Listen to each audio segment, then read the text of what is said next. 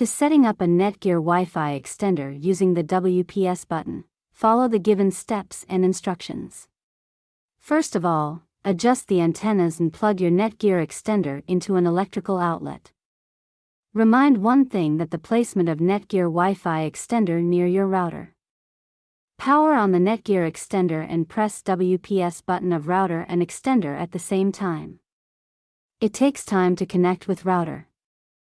When WPS button light is stable, then move the Netgear Wi-Fi extender into the another location. Ensure your router supports WPS.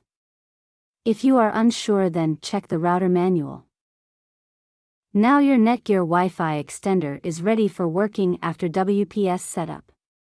If you face any kind of issue in your Netgear extender connection, then you can contact us or visit us on apsetup.info.